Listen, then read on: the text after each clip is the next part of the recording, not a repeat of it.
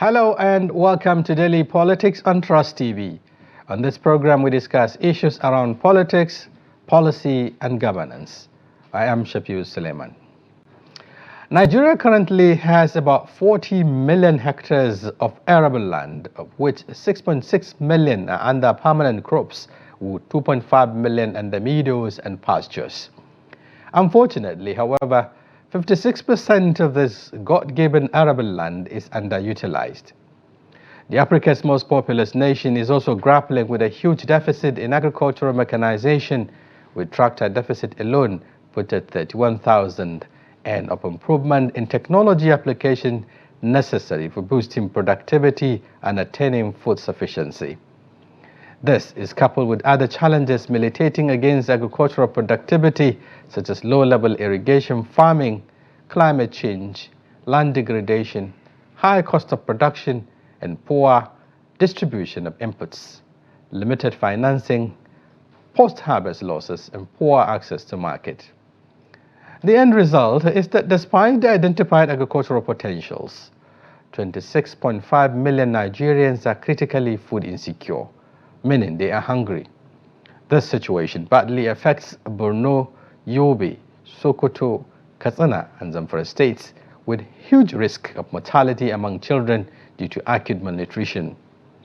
It is against this backdrop we'll be engaging with some agricultural experts to identify the gaps in Nigeria's quest to attain food sufficiency, which is a panacea to addressing insecurity and ensuring national stability. Now, joining us in the studio for the conversation is Redson Tedike, a renowned farmer and herder. He's also the Serkinyak Ingate. Thank you for coming. It's an honor being here. Thank you so much for having me. Also joining us via Zoom from Katsina is Malam Shehu Malamfashi, Malam Shehu Musa Malamfashi, a retired civil servant and a practicing farmer. He is also the I'm trying to get the title now. He's also the Galadiman Sarking, the Young Galadiman Katsina. Thank you also for joining us. Thank you for having me. Good afternoon. Right, okay, we'll take a short break, and when we return, our conversation begins. Stay with us. Should I keep quiet? And then we kept saying, can't we teach these people basic business, not hustling? Teach our people entrepreneurship, not hustling. Go to China, Guangzhou, different districts. They can turn fair.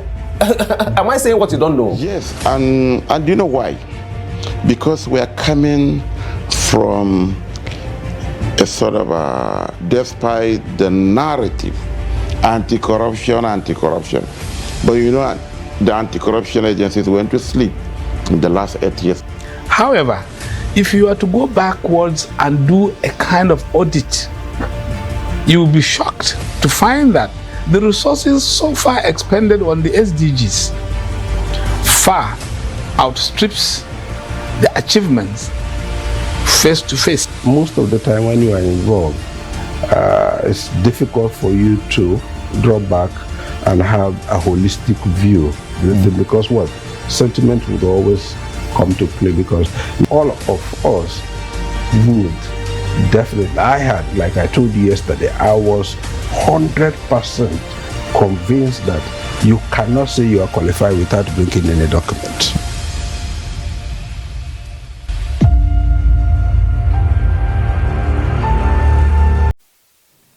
Thank you very much for staying with us on Daily Politics. And today, our conversation revolves around the need for food security as a panacea to attaining national stability.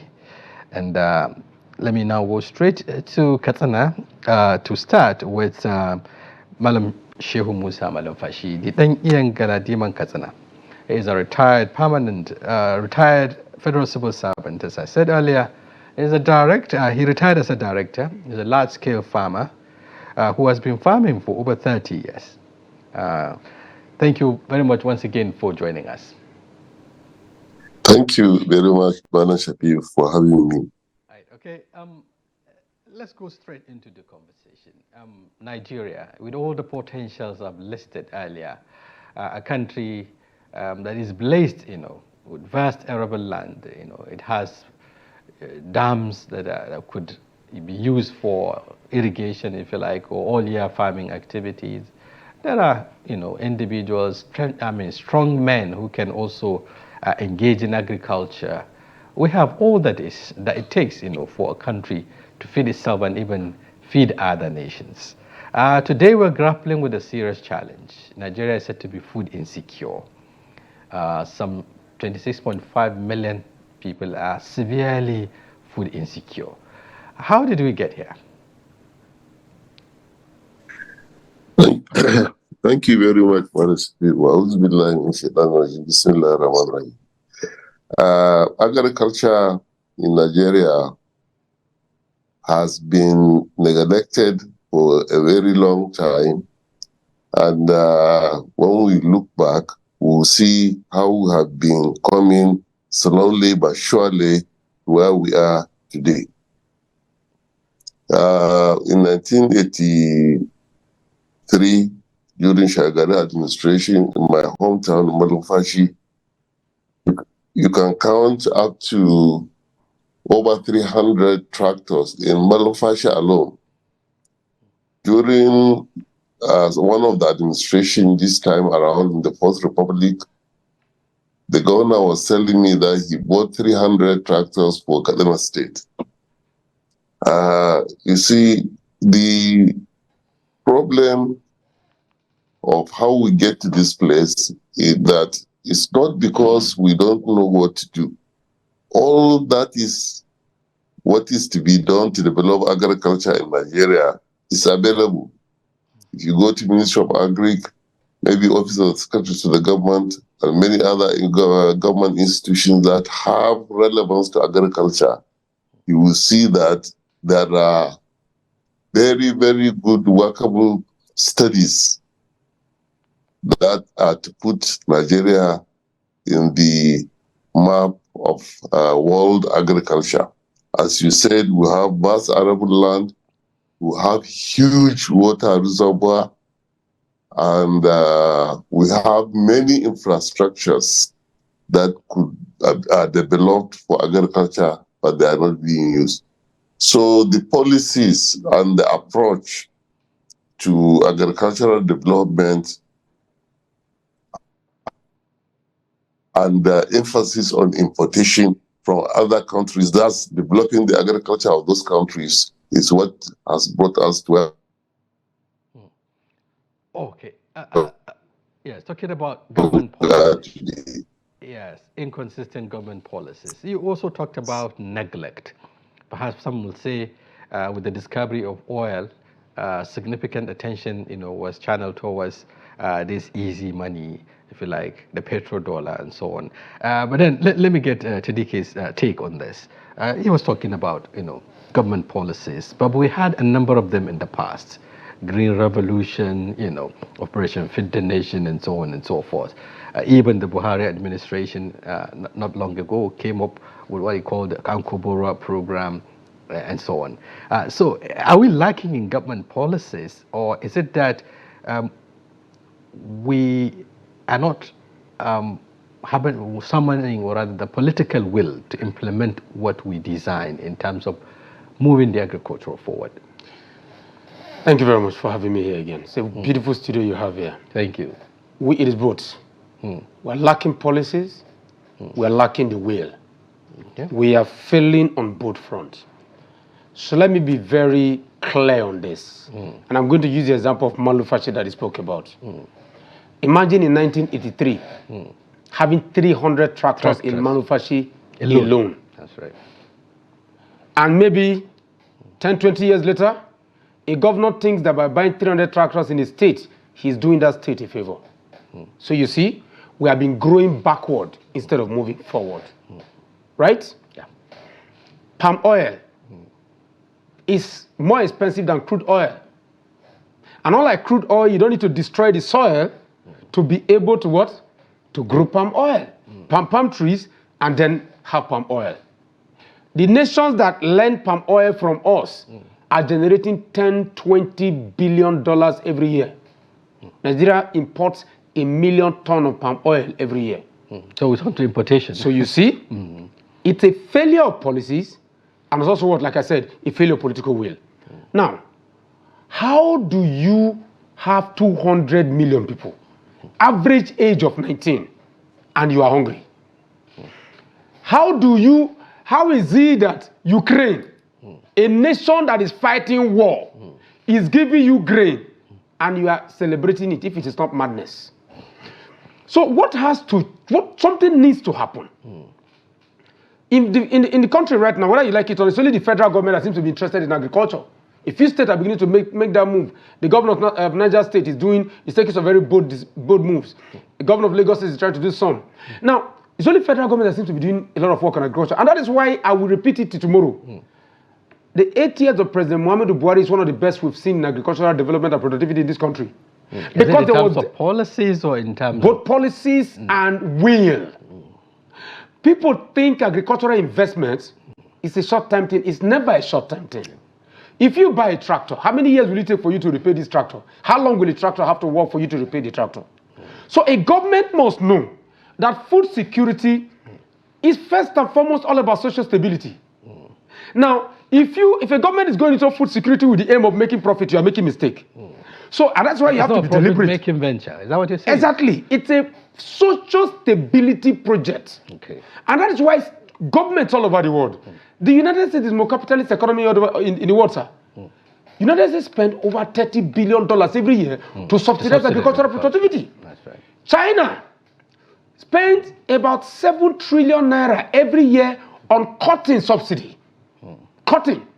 So when you see China giving us cheaper fabrics, it is because the government has a deliberate policy to make sure that the Chinese cotton farmers have all they need to farm. In our case, we're cutting down on subsidies, especially the essential ones. Yeah, and so that's why I call it madness.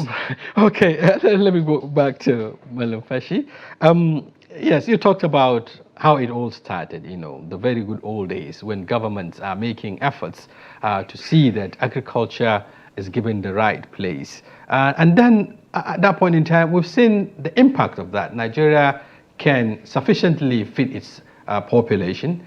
It can also export, to earn foreign exchange and so on. But here we are today, running from pillar to post, trying to see how we can solve a national emergency, hunger, which has, been ravaging especially the poorest of the poor. And you talked about, the level of agricultural mechanization that goes with it at that point in time. 300 tractors within a very short space, talking about Malam Fashi. Today we are having a deficit of not less than, we're talking about a very huge deficit in terms of our characterization project. Nobody seems to be taking care of that. Why is this happening? Well, you see, the general development of agriculture in Nigeria for a very long time, we have discussed about policy, and we have discussed about the approach the government is doing. The will to implement the policies outlined as one of the most crucial factor that has,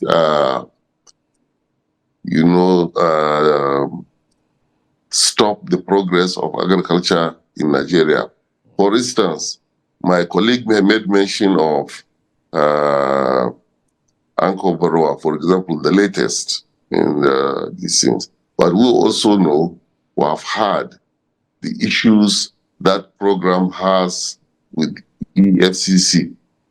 Most of the people who have benefited from that program, some of them are not actually farmers. They have put the money in other places, and now the government and the authorities are pursuing them to either repay back the money, and putting agriculture backward again. As as you mentioned in your background of this program, we have all it takes to develop agriculture. If you look, I was talking of 300 tractors in Malumfashi local government, or Malumfashi town in particular, especially. Now, people have moved forward in countries like Rwanda, Uganda, and so on. In the early 80s, our cooperative system were working. We know that Northern region, Eastern region, Western region have marketing boards that are developing and marketing the commodities. And in fact, they drew most of their money to run the government and provide services to the people from those things. And these things can be done much, much better. My colleague mentioned about palm oil. Palm oil, that a country that got the seeds from us is now selling about $20 billion in a year. While here we have to import to supplement, despite if you start from the south to north central, you can develop palm oil. They cannot just compare to us if we are serious to do it. So essentially, is we have to, if you, let me give you another example. If you look at the Kaduna State, we have about 11 water bodies that are perennial and can irrigate. Zoebedem alone can irrigate about 40 square kilometers. But I doubt it now if you can see any up to maybe 5 kilometers square farming with the water that is available and the resources. What is important, we have the land, we have water, we have even our climatical conditions has provided for various types of agricultural development, and we have a huge reservoir of youth. Almost about, I think, over 50% of the Nigerian population are young people. And whoever says that young people don't want to do agriculture, he doesn't know what he's saying. They want to do agriculture because I have schemes which I have been putting young men and women, and they have been doing it and doing it successfully. So what we need to do really is to dust out those policies and also work honestly to implement them. As we see that the Anchor Grower program, if we go back to the other ones also, we see similar trends that they were not really targeted toward the real farmers. Right. Okay, talking about the challenges with the Anchor Borrower, one of the key policies of the immediate past administration, Redson was actually looking at some of the impacts of that policy. And Nigerians would say substantially, despite the challenges, they've seen the outcome, so to speak.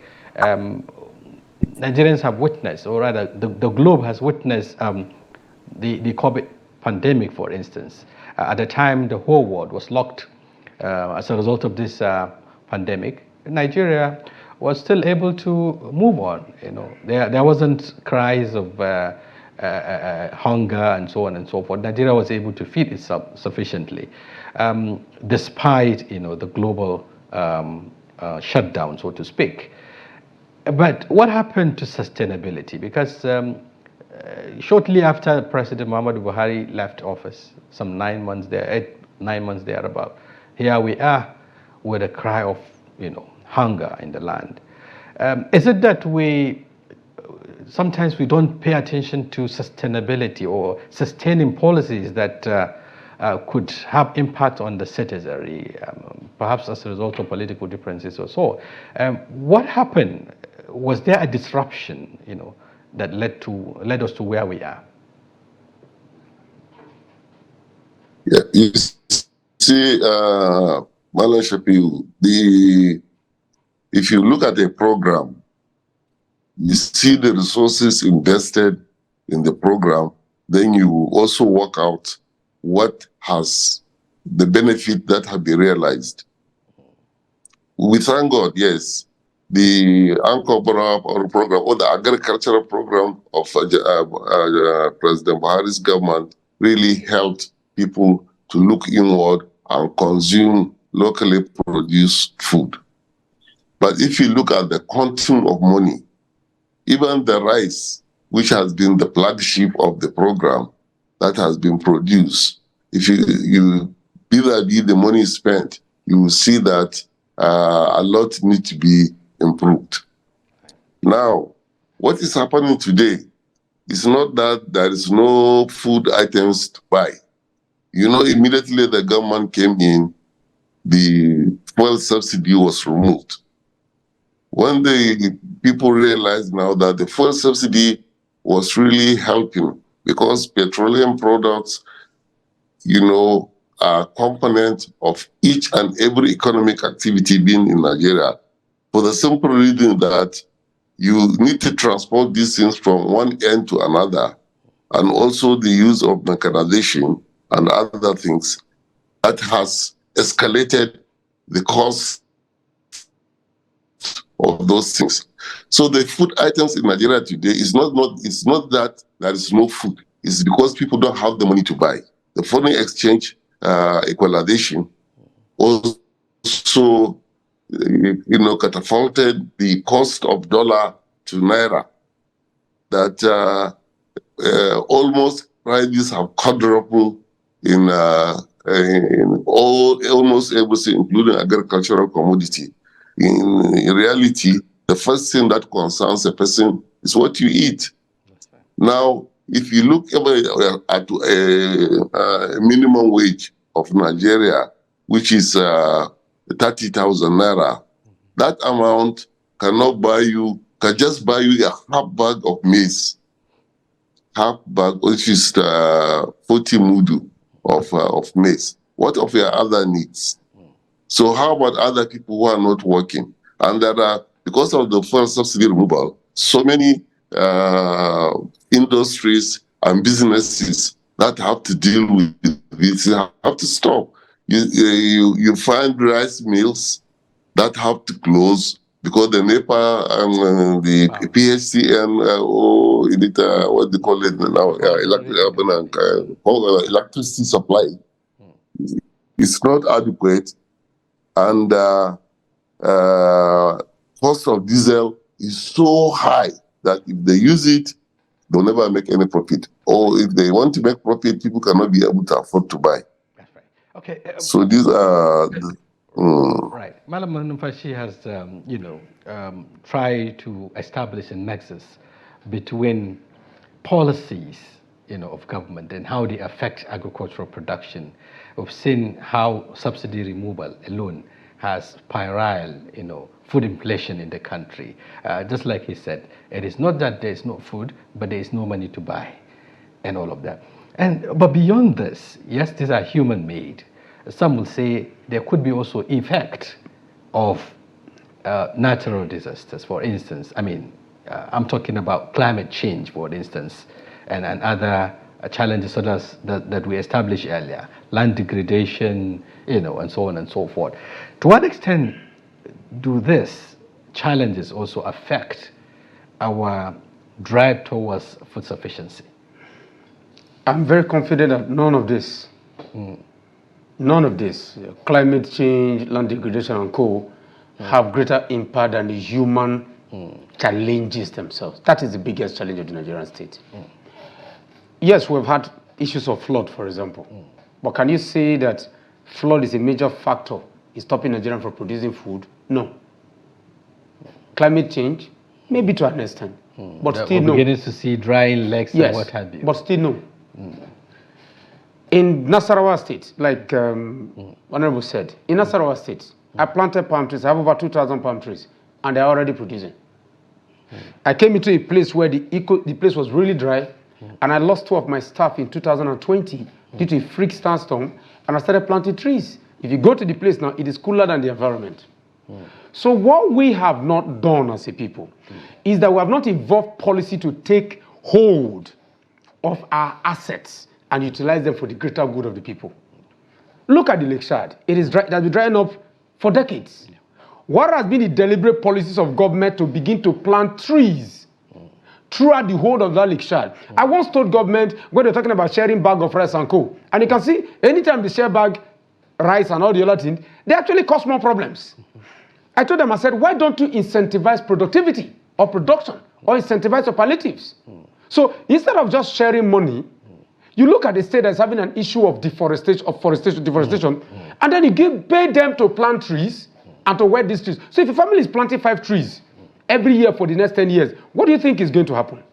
But Madam Malumfashi was talking about, because it's a multifaceted challenge. Because, sometimes even if the government comes up with schemes or policies that would support the citizens on their own sometimes misapply some of these resources. He talked about the Ankobora, how some people access it and then rechannel it towards something different.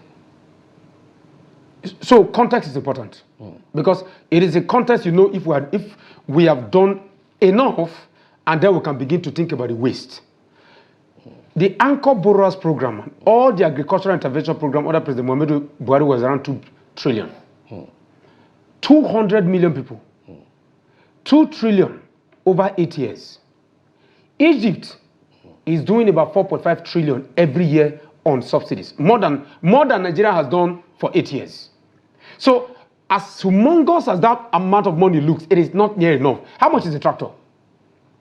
One tractor today costs about 40 million naira. Okay, so if you are buying just 10 tractors, you'll be spending 400 million naira. You look at it, right? So if the government is ready, I would look at your current budget of Ministry of Agric, about 300 billion. What do you want to do with it? It's grossly it's grossly inadequate and cannot be said that a president who spoke to the Agbado philosophy, the president said, look, we have a security problem. If you want to solve the security problem, you have to employ youth. And if you employ the youth, you must feed them. You're spending 300 million on agriculture. How are you going to be able to employ these people and produce enough food to feed them? So what I am saying is this. If you say the Anchor Borrowers Program was wasteful, I will challenge you and say, when the economy is struggling, when the private sector, particularly when your deliberate policy has created, a bag of rice was around 30,000, 35,000 naira in May of last year. That's right. It's about 90,000 naira today. So if you look at the deliberate policies that led to this, talking about the subsidy removal, and how it affected cost of transportation. Exactly. So when you create these reforms, that all of us, we love these reforms. We don't want waste in the subsidy. We want dollar to harmonize. What was the policy to back up implementation or subsidize? Because if you take it from here, you have to add it to where it becomes useful. If we get food production right, I always say that if Nigeria does not farm, Nigeria can never work. Because if we get food production right, then you earn dollar. What we are doing is that we're currently chasing dollar with no productivity.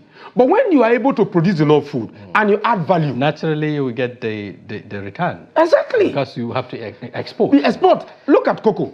For example, Africa is the largest producer of cocoa in the world. But do we have chocolate? So, and the chocolate industry is about 10 times bigger than what? Is another challenge. Exactly. So we'll talk about that when we return. In case you're just joining us, the program is Daily Politics. And today we're looking at food security as panacea to national security or national stability. And I've been interfacing with 2 agricultural experts, Redson Tedike and of course, Malam Shehu Musa Malumfashi, both agricultural, large-scale farmers, and of course also our title holders, the Sarkinya Gingate and the Dangala Demon. I'm trying to get this title again. Okay, we'll take a break, and then when we return, our conversation continues. Stay with us. Thank you very much for staying with us on Daily Politics. You can do well by joining us across our social platforms. You can also watch us live on YouTube. And today we're looking at food security as panacea to national stability. And I have in the studio Redson Tedike and Malam Shehu Musa Malumfashi. Back to Malumfashi now. Redson had talked about, disconnect between policy formulations, policy implementation, and also, with the current realities And today, Nigeria as a country is at a crossroad, looking at food production. President Bola Ahmed Tinubu, when he came on board, he also acknowledged the fact that there is need, to guarantee food security, and there is need to empower people to go to the farms. He talked about the Abado, scenario he painted, the need to go back to farm. But soon after he became president, he seems to have lost touch with some of those ideologies and, towards agricultural revolution. And let's look at some of the policies, especially the stopgap measures. At the peak of this hunger crisis, the government is talking about, providing palliatives, bringing out 42,000 tons of grains, to cushion the effect. It was also talking about engaging some experts to facilitate securing tractors for farmers, at the community, a cooperative basis.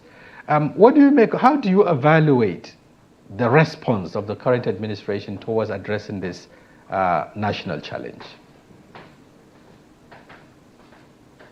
Well, you see, the approach to agricultural challenges we are having now and the food crisis we are facing, definitely, if you look at the result of what has happened so far, you say it has not worked. Because one of the hardest side you can see is when I see people lining up trying to collect spaghetti or mudu of rice and these things. I think sometimes yesterday or some few days ago, in somewhere where they are distributing this type of food, about 4 people land were killed. I had it in our BBC House Service. This is not the approach to stop this problem we have and solve the people's problem by just giving them handout. That will not just be used for a day or two. This has to be a well thought out plans to start looking inward.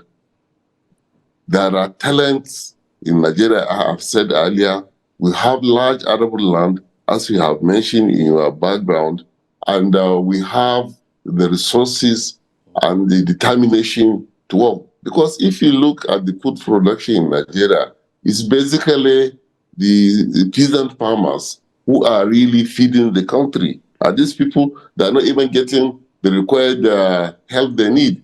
If you want to buy a fertilizer bag, well, last year was about 32,000. Somebody told me that now it's almost about 50,000 now. If the price of fertilizer has not come down, I can't see how people will produce food to sell and sell it at a cheaper price. And the government said they have lifted the ban on bringing imported food products. They brought rice. The Nigerian rice is 60,000. The foreign rice is 77,000. Nobody is talking about it again. Because how do you source the dollar to go and buy?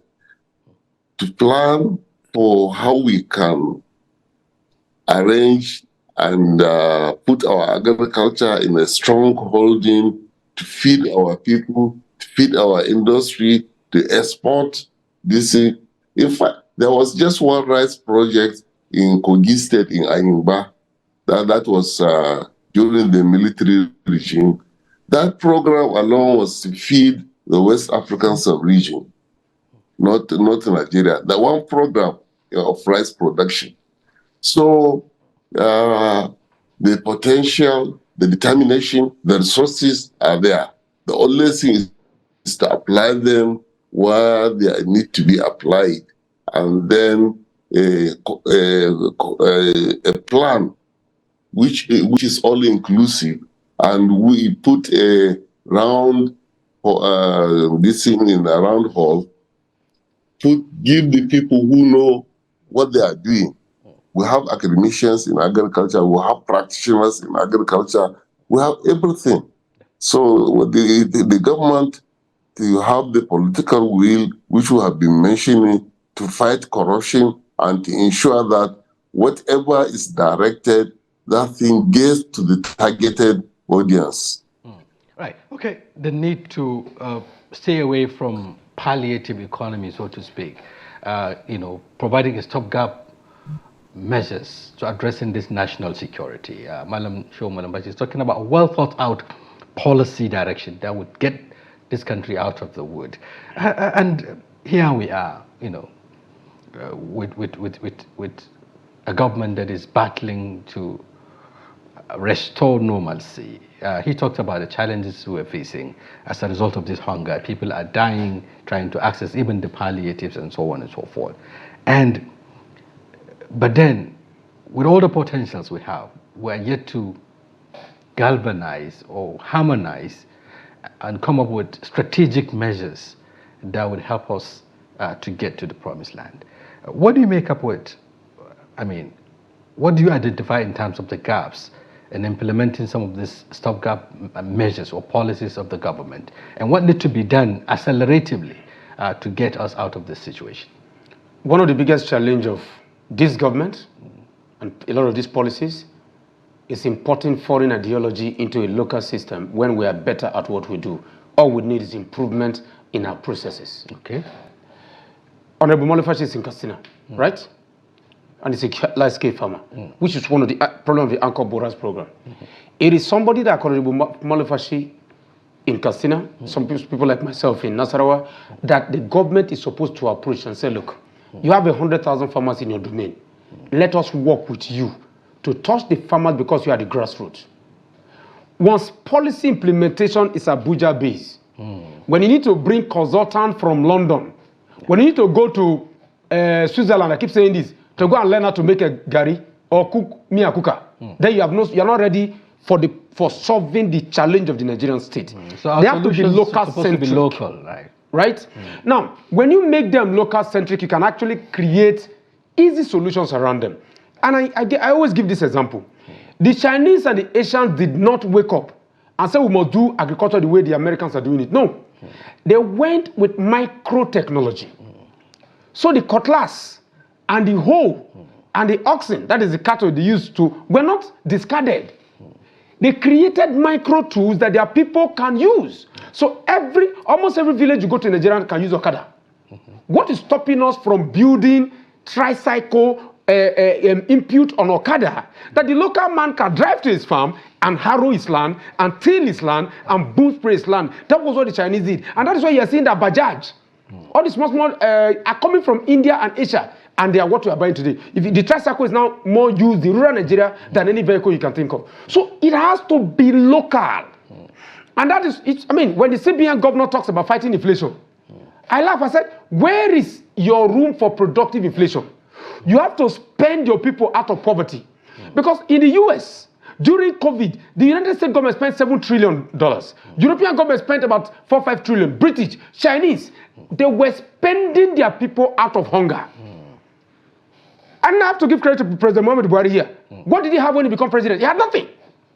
But even with nothing, with the price of crude oil, barely $30 per barrel, we were still able to have one of the best food production systems in the world. It has to be deliberate. This government has not been deliberate yet. And it's because they have not been deliberate, that's why they are chasing shadow. Is there a disconnect between it and the real farmers? Because if you cannot identify, the right channels to channel some of this funding, how much of interaction is been going on between the government and key stakeholders in the agriculture? Those are the questions. That is the deliberate approach. You cannot say, for example, that you want politicians to drive the agricultural process when you know that politicians most of the time will do politics. Now, if you want to use consultant, why are you not using consultants who are active, large-scale farmers? In places like Thailand, the government was deliberate in ensuring that some of their biggest private sector farmers were supported in the teeth. So if you want $2-3 billion, you get it. But there is milestones and punishment attached to whatever you are getting. That's right. we're developing a token, for example, that finances agriculture, right? And we're sitting with the governor to say, look, from Kefi all the way to Lafia, we want to register every farmer in that zone, and Gate becomes the center point. So every farmer from Kefi to Lafia is less than 1 kilometer, 1 hour to the farm. You can come to the farm to have access to tractors. You can come to the farm to have access to anything. If there'll be a warehouse of fertilizer, so everything the farmer needs is there. Yeah, Mama Munfashi was talking about inputs earlier. You know, the fact that we cannot grow our agricultural potentials without the necessary inputs. Fertilizer is one of it. We talked about mechanization earlier on. You were talking about technology, application of technology. Today, countries that have developed, in terms of agriculture, have moved away from the old ways of doing things. Technology has now taken center stage. I've seen a farm, for instance, somewhere in Jigawa, where a very large-scale farm, which is applying technology. The owner of this farm can, water the farm right from, through using his handset, for instance, anywhere he is in Nigeria. These are some of the technology applications that could have maybe impact on expanding agriculture. But how much of this, how much are we embracing technology to advance agriculture? As much as we talk about technology, I am not going to use technology to take away rural jobs. I won't. I'm an advocate for, because if you look at the several UN report, the smallholder farmer is actually the largest producer of food in the world. So you have to be focused on that smallholder farmer, but don't ignore technology. That's what I always say. So the big farmers are always going to be within the society, but the big farmers becomes anchor for the small farmers, so that you can actually support them with the technology they need, no matter how micro they are, and then you can use your technology to speed up your own productivity. The blend of technology and smallholder farmer capacity put together create food security. So it is the deliberation of government saying, okay, good. We know, look at it, for example, more than 60% of Nigerians, 70% of Nigerians are farmers. And about 70% of this country is rural. So any policy you want to evolve with regards to agriculture must think about the rural need. What is the rural need? Basic infrastructure. Most, like what he said, is correct. Food is available. People cannot buy it. One of the reasons people cannot buy food is access to market. Why should the governor be going to build airports? When the governor can easily work on basic access road that leads farming communities to what? To major market. So, or perhaps even securing the farm community. Exactly. Because that's another fundamental challenge. Malam Fashi happens to operate from Katsina. And today we are aware of the fact that substantial number of farming communities are under siege of non-state actors. A number of farming communities have been chased away. And some of them have to live in fear, paying even levies to these bandits and so on to be able to go to farm. He's talking about the need, to create the necessary environment for people to be able to farm effectively, providing infrastructure. We talk about how food inflation, how cost of transportation and so on is fueling food inflation, which in turn is also exacerbating the hunger in the land. How do we navigate through some of these challenges, especially securing the farmlands and providing the necessary incentives for farmers to be able to work?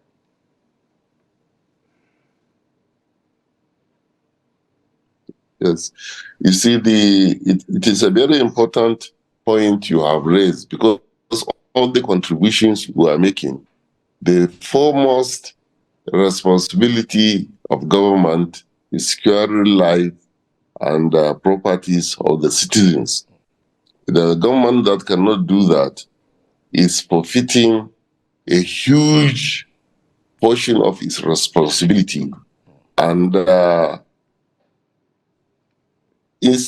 security is an important component of growth and development. If there is no security of land and property, agriculture, industrial production, every other things cannot work. Rightly said, the current Kaduna state government have been working hard in conjunction with the federal government to tame the insecurity. But the insecurity is not only the issue of Kaduna state. You can see right across from Sokoto, Zamfara, Katsina, North Central, in Kogi, in Nasarawa, all these things. As long as the farms are not secured, the lives of the people going to the farm are not secured, there will never be